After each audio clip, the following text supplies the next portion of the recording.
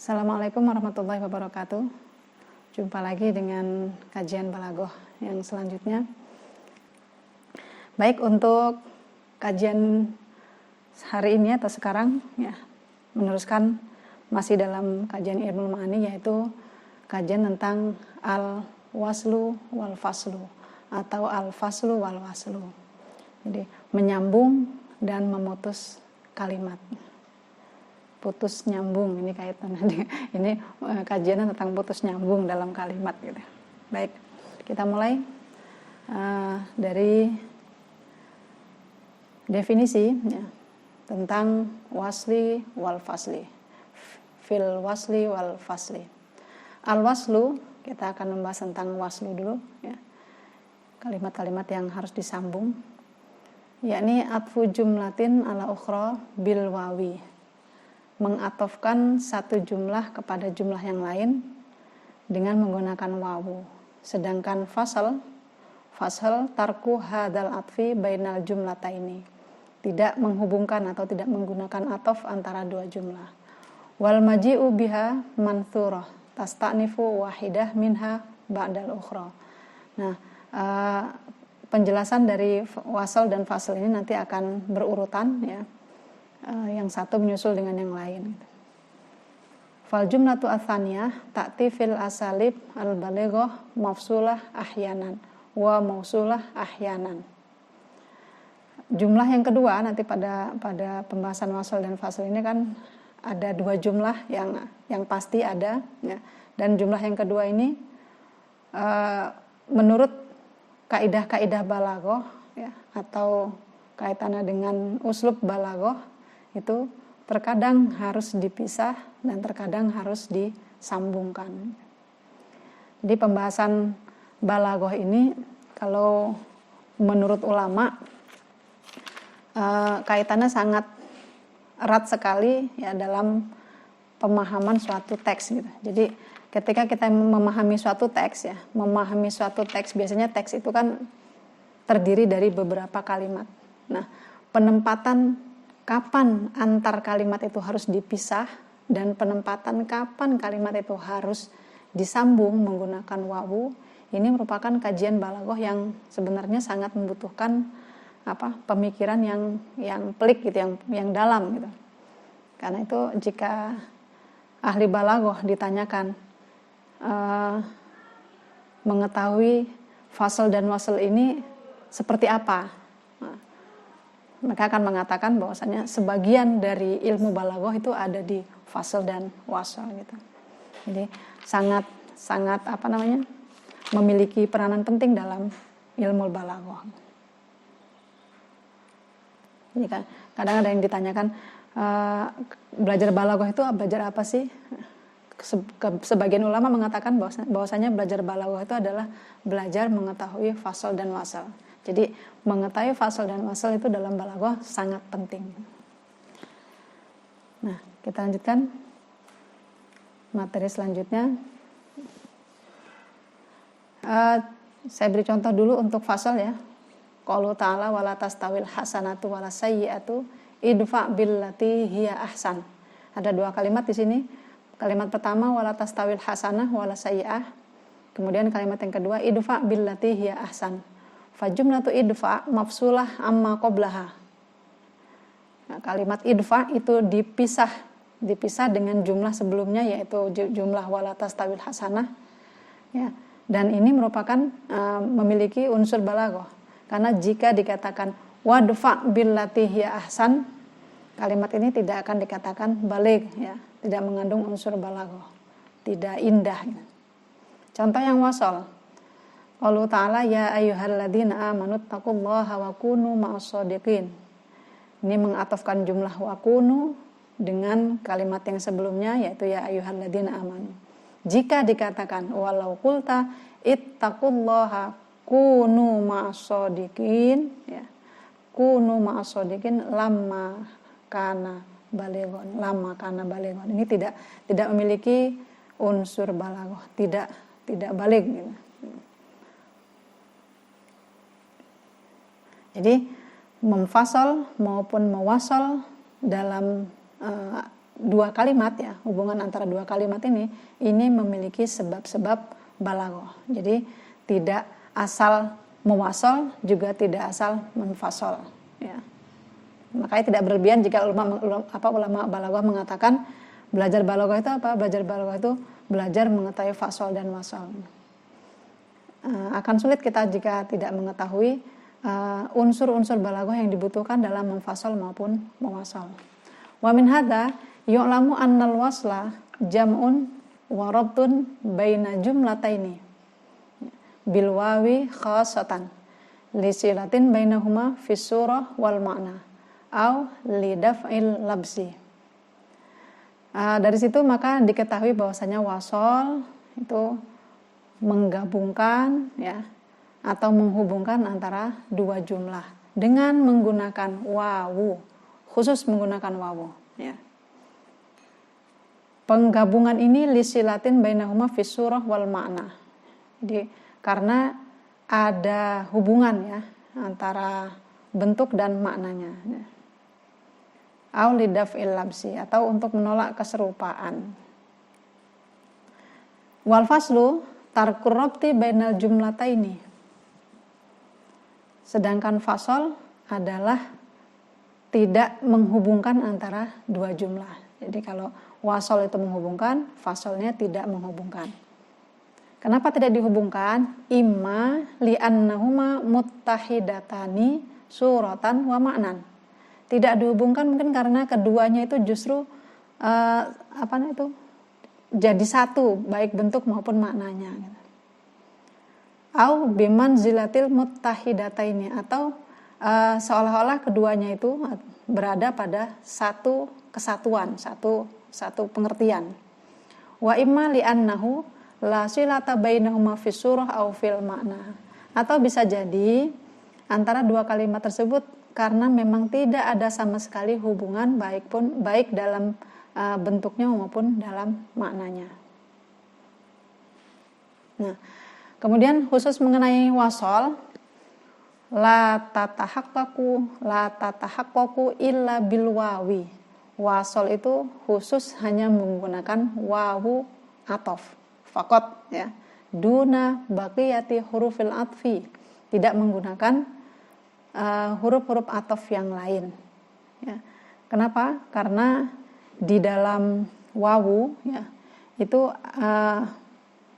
penggunaan wawu itu justru malah tidak terlalu jelas gitu ya, tidak terlalu jelas ingin menghubungkan antara kalimat yang pertama dengan yang kalimat yang kedua. Ketidakjelasan ini yang justru akhirnya membuat pembaca atau kita sendiri ya itu akan memikirkan hubungannya apa sih gitu ya. Jadi ada pemahaman yang sangat dalam ya, dibutuhkan pemahaman yang sangat dalam ketika memikirkan hubungan antara dua kalimat pertama dengan yang kalimat yang kedua ya. Kalau pakai atof yang lain ya, menggunakan atof yang lain ini nanti sudah sangat jelas, jadi tidak ada lagi tidak dibutuhkan lagi pemahaman yang dalam menggunakan huruf atof yang lain. Contoh summa atau fa itu kan jelas, fa itu fungsinya tartib ma'at ta'qib ya, sedangkan summa tartib ma'at tarohi. Jadi sudah jelas penggunaan, sedangkan wawu itu masih takfa al-hajah ilaiha, jadi masih samar. Justru yang kesamaran dalam pengatofan menggunakan wawu ini yang menjadikan hubungan antara kalimat pertama dengan kalimat kedua itu menarik untuk dipahami. Ini ada hubungan apa, begitulah. Jadi unsur balaghahnya ada di situ ya, menggunakan wawu ini, tidak yang lain. Wa syartul atfi bil wawi ayyakuna bainal jumlataini jami' kal muwafaqah fi nahwi yaqra'u wa yaktubu.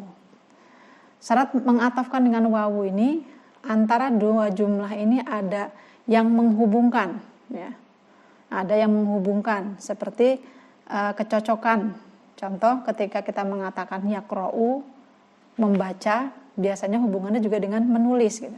Maka nanti menghubungkan kalimat yang ada kalimat kata yakra'u dengan kalimat yang ada kata yaktubu itu nanti cocok gitu. Mengatofkan dua kalimat tersebut boleh. Ya, jadi ini muwafaqah. Atau justru antara dua kata itu mengalami lawannya gitu, wakal mudodah. Ya, jadi ada lawan antara dua kata tersebut. Contoh yadhaku itu kan tertawa. Biasanya kalau orang tertawa itu kita ingat kebalikannya, yaitu menangis. Nah, antara yadhaku dan yabki ini sesuatu yang berlawanan, tapi justru ketika kita mengatakan tertawa akan terlintas kata menangis. Nah, ini juga nanti boleh mengatofkan antara kata yang mudodah tersebut. Contohnya yadhaku wa yabki itu. Ya. Kemudian pengatofan ini juga nanti tidak hanya menghubungkan satu kata saja, jadi kalimat dengan kalimat ya, fiil dengan fa'ilnya cocok dengan kalimat yang kedua yang mengandung misalnya ada fiil dan fa'ilnya juga. Jadi misalnya jangan kita menghubungkan sesuatu yang hanya mempertimbangkan satu kata saja. Misalnya gini,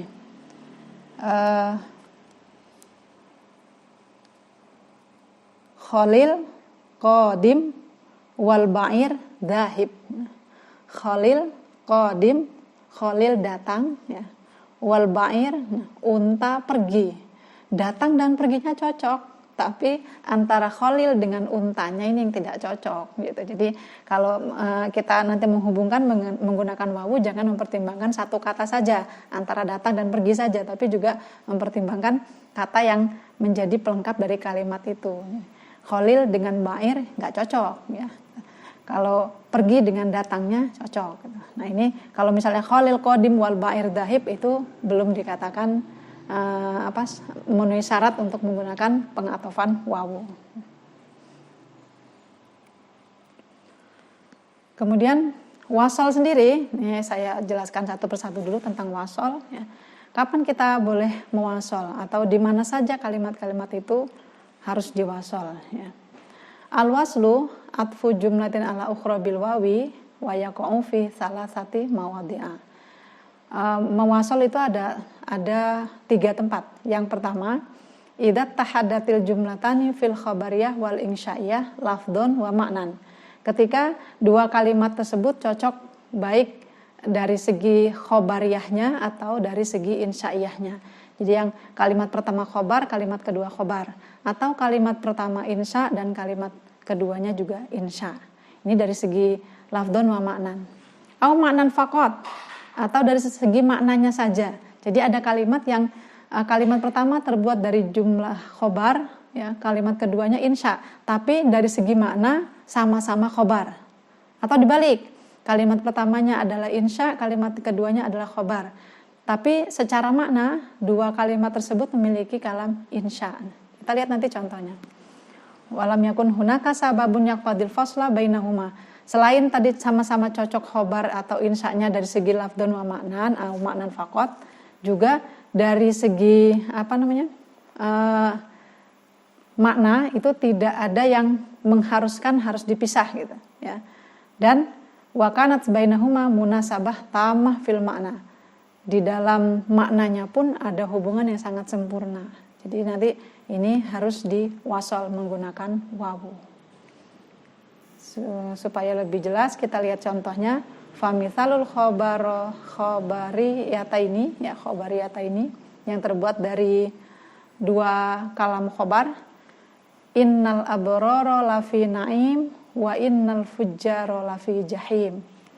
Sesungguhnya orang-orang yang baik itu pasti ada dalam surga, dan orang-orang yang jahat ya atau orang-orang yang berbuat keburukan itu ada di neraka. Ini kan ada kesesuaian baik dari segi lafadznya sama-sama khobar. Innal abrara lafi na'im wa innal fujjara lafi jahim, sama-sama khobar. Dan dari segi mana juga tidak ada yang mengharuskan dipisah. Kalau ngomong orang baik pasti akan terlintas dalam pikiran kita juga orang jahat gitu.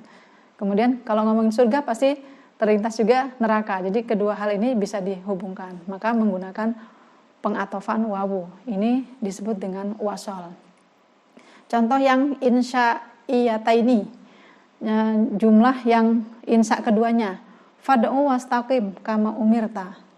Fad'u ini insya amr, wastaqim juga amr, dan keduanya cocok ya. Fad'u wastaqim.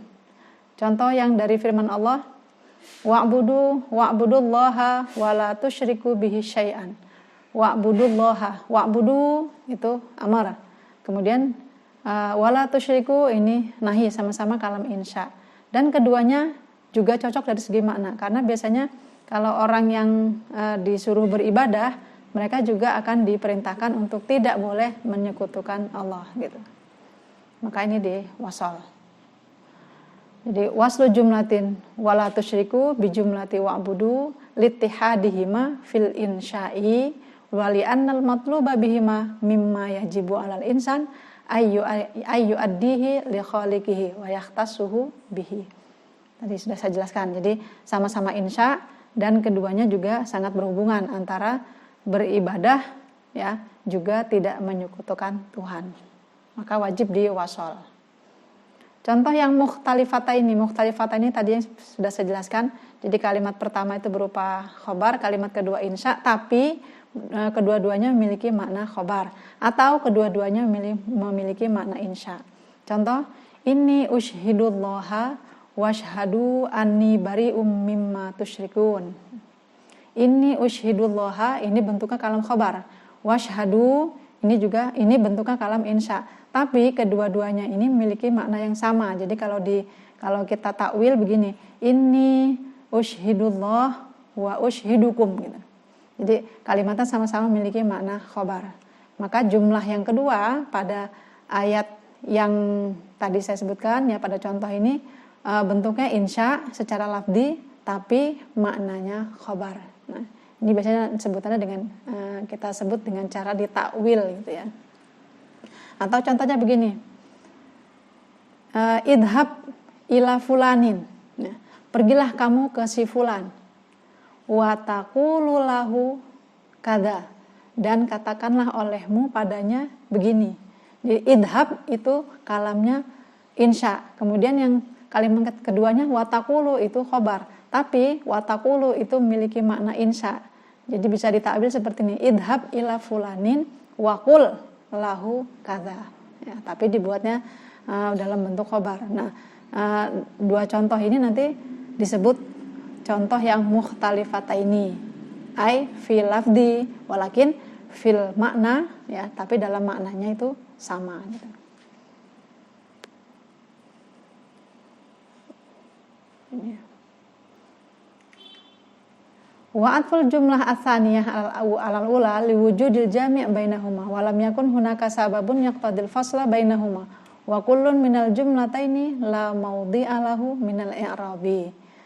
Mengatafkan jumlah yang kedua ke yang pertama ini karena ada hubungan antara keduanya ya, dan tidak ada sebab yang harus memisahkan antara dua kalimat tersebut ya. Dan kedua jumlah ini juga tidak memiliki posisi dalam i'rab. Kemudian yang kedua, kapan harus mewasol ya? Jadi ketika daf'u tawahumi ghairil murad, untuk menolak salah paham pada apa yang dimaksud ya. Ini terjadi jika wadzalika idza ikhtalafatil jumlatani fil khabariyah wal insya'iyah wa kana al faslu yuhimu khilafal maqsud. Ini terjadi jika ada dua jumlah bentuknya khabariyah dan yang satu insya'iyah, tapi ketika dipisah justru malah menimbulkan kesalahpahaman ya. Contoh, kama taqulu mujiban li syakhsin bin nafi la syafahullah. Kita mengucapkan kalimat la syafahullah, ini disambung la syafahullah. Ini kalimat apa ini? Yaitu kalimat ketika kita ditanya oleh seseorang begini, hal bari'a aliyun minal marad, Ali sudah sembuh belum? Apakah Ali sudah sembuh belum? Terus kita jawab gini, la syafahullah ya.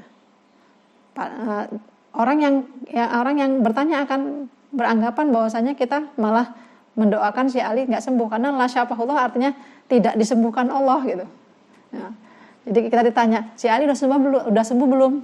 Terus kita jawab tidak disembuhkan Allah, padahal maksud kita mau jawab belum, semoga Allah menyembuhkan dia. Nah, Tapi menggunakan kalimat la syafahullah, tidak menggunakan wawu, apalagi kalimatnya langsung disambung, itu akan menimbulkan kesalahpahaman. Maksudnya mau menjawab, belum, semoga Allah menyembuhkan dia. Tapi karena disambung, jadi orang yang mendengarnya malah mengartikan kita mendoakan Ali supaya tidak sembuh ya, tidak disembuhkan oleh Allah gitu. Artinya seperti itu. Nah, untuk menghindari kesalahpahaman maka diberilah wawu pada kata wa syafahullah gitu, pada kalimat la wa syafahullah, belum, dan semoga Allah menyembuhkannya. Nah, ini keharusan menggunakan wawu ini kalau memang kita menyambung kalimatnya itu langsung. Jadi ditanya hal bari aliyun minal marad, kita jawabnya la wa syafahullah.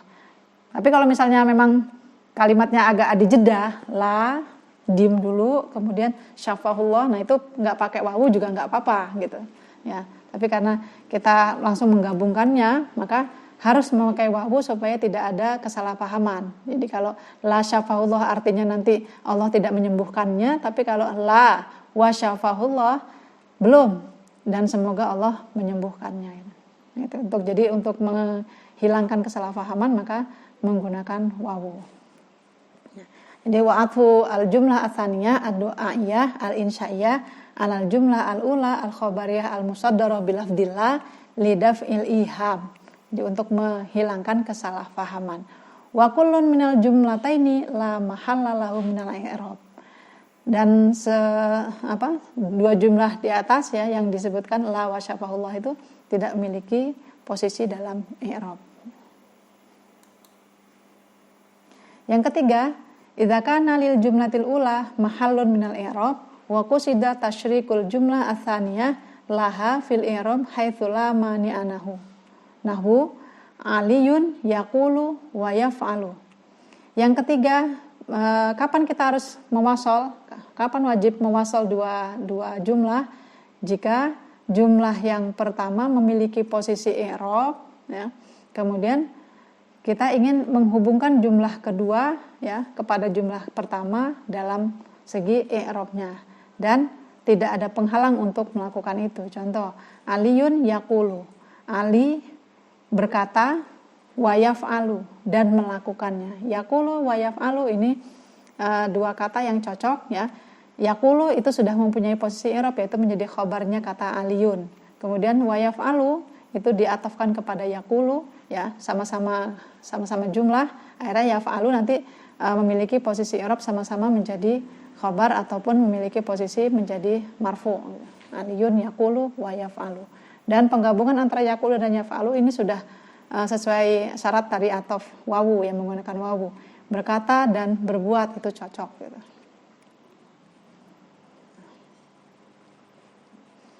Ini posisi-posisi yang diperbolehkan atau yang diharuskan kita untuk mewasolnya.